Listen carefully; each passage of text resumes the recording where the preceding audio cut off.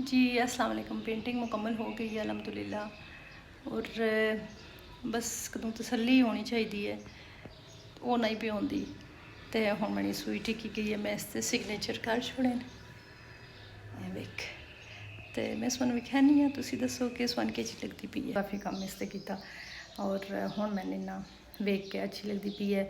जिन्हें ये बनवाई है उन्होंने ना हाइड्रोजीनियस किस्म के काम मैं ना छुड़े है कि इस ना एक काठ भी पानी है, बारिश भी पानी है, रेनबो भी पानी है, पानी भी पाना फुल भी पाने हैं और ये सारिया चीज़ां बैलेंस करनिया।